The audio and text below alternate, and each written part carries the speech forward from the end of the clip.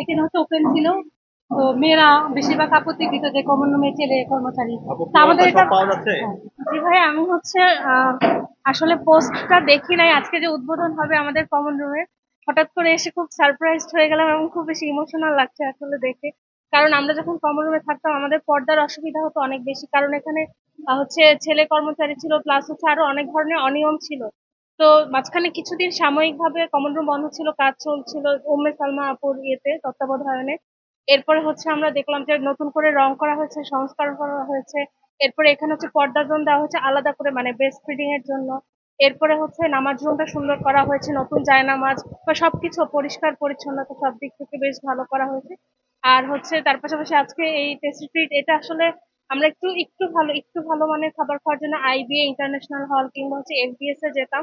এখন আমরা হচ্ছে আর্টস বিল্ডিং এ যারা পড়াশোনা করছি, এই কমন রুমে আসলেই হচ্ছে মোটামুটি ভালো মানের খাবার খেতে পারবো। আর টেস্টি ট্রিট দেখে বেশ খুশি হয়েছি। ধন্যবাদ উম্মে সালমা আপুকে এবং ডাকসুকে।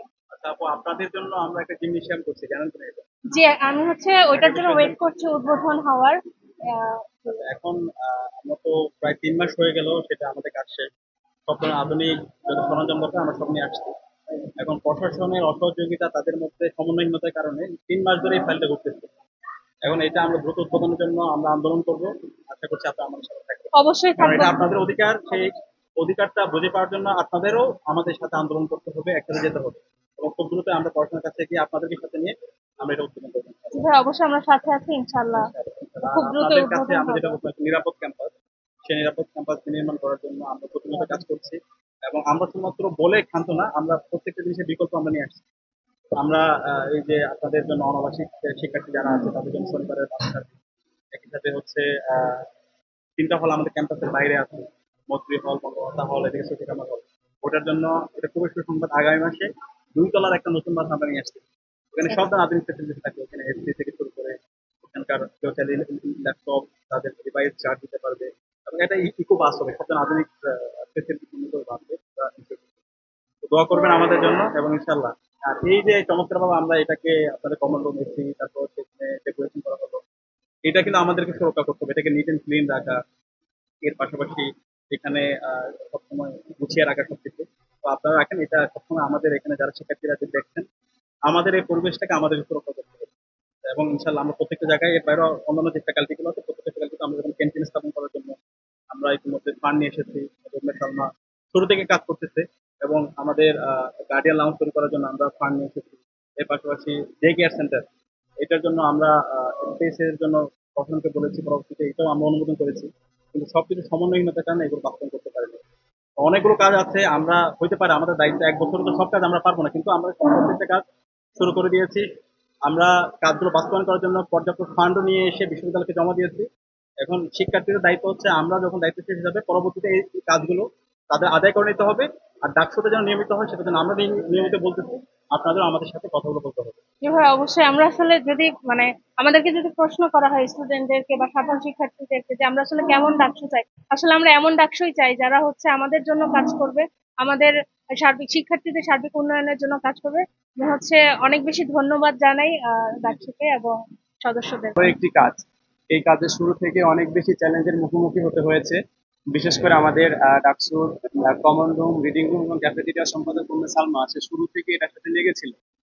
আমার সুযোগ হয়েছিল তার সাথে অল্প কয়েকদিন আসলে একসাথে কাজ করার। তো আমি কাজ করতে গিয়ে বুঝেছি যে আসলে আমাদের ঢাকা ইউনিভার্সিটির শিক্ষার্থীদের জন্য কাজ করা এটা কতটা জটিল একটা কাজ।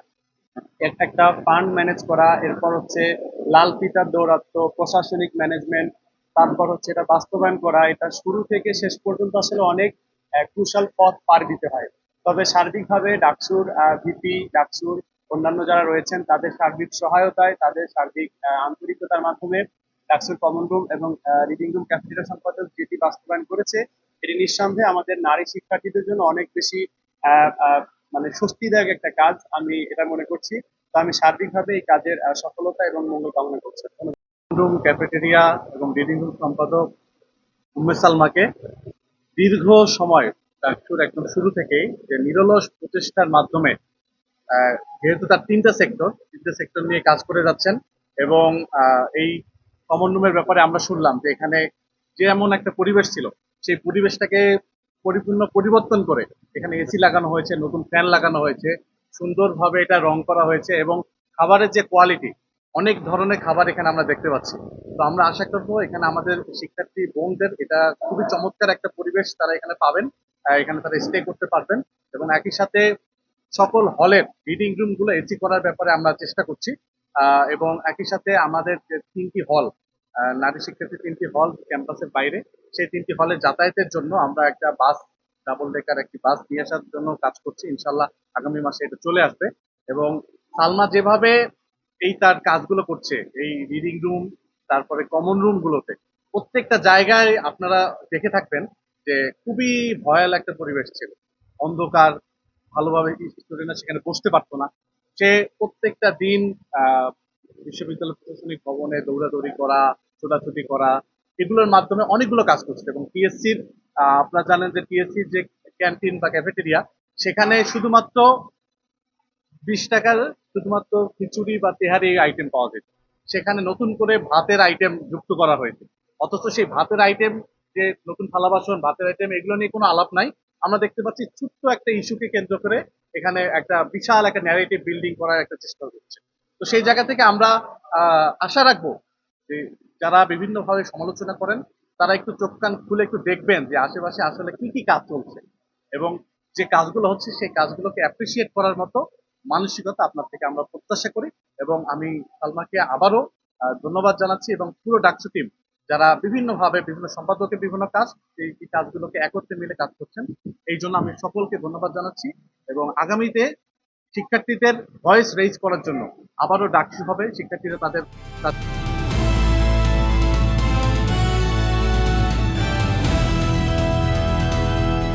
দিনাজপুর টিভি, মানুষের জীবনের কথা বলে।